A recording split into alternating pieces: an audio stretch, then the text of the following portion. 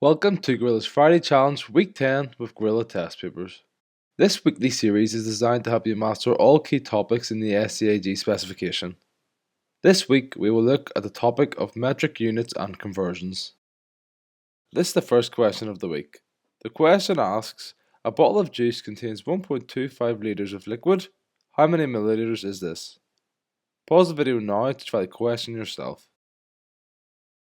Alright, let's get into it. The first learning point of the week is that there are 1000 milliliters in 1 litre. To convert litres to milliliters, we have to multiply by 1000. The bottle of juice contains 1.25 litres and we need to convert this into milliliters. To do this, we multiply 1.25 by 1000. This gives us 1250 milliliters. So therefore, the total amount of liquid in the bottle is 1250 milliliters. This is the answer for this question. This is the second question of the week.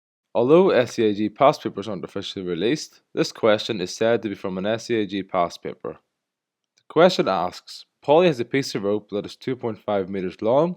She cuts off 70 centimeters. What is the new length of the rope in meters? Pause the video now to try the question yourself.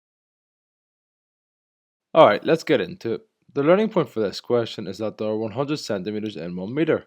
To convert meters into centimeters, we have to multiply by 100. So first, we need to convert the rope's original length into centimeters. So we do 2.5 multiplied by 100, which gives us 250 centimeters. Next, we subtract the 70 centimeters Polly cuts from the original length. So we do 250 centimeters minus 70 centimeters, which gives us 180 centimeters. And finally, we have to convert the remaining length back into meters by dividing by 100. So we do 180 divided by 100, which gives us 1.8 meters.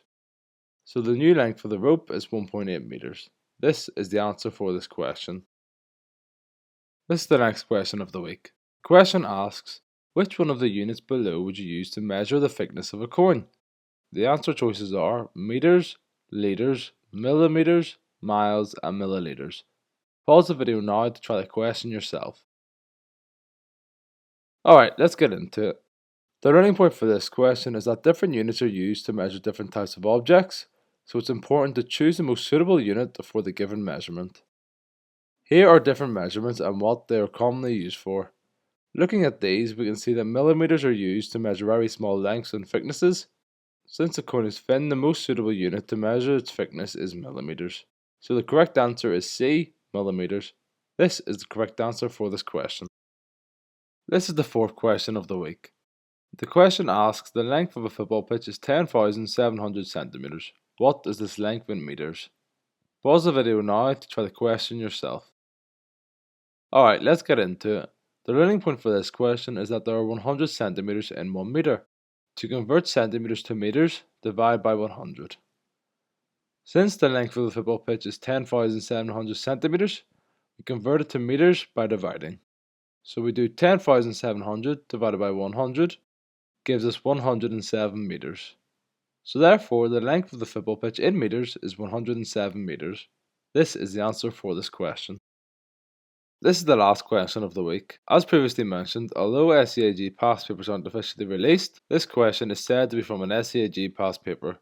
The question asks, a cake requires 500 grams of flour. Each bag of flour weighs 1 kilogram. How many bags do we need for 8 cakes? Pause the video now to try the question yourself. Alright, let's get into it. The learning point for the final question is that there are 1000 grams in 1 kilogram. To convert grams to kilograms, divide by 1000. First, we need to find the total amount of flour needed for 8 cakes. So we do 500 multiplied by 8, which gives us 4000 grams. Next, we convert the total flour needed from grams to kilograms. So we do 4000 divided by 1000, which equals 4 kilograms. Since each bag of flour weighs 1 kilogram, we calculate how many bags are needed. So we do 4 kilograms divided by 1 kilogram, which equals 4 bags. So therefore, the total number of bags needed is 4. This is the answer for this question. Congratulations, you have now completed this week of Gorilla's Friday Challenge by Gorilla Test Papers.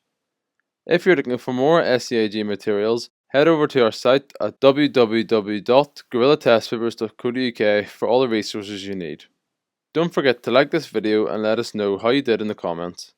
We'd love to hear your score and any thoughts you have about the series. See you next week for another session of Gorilla's Friday Challenge.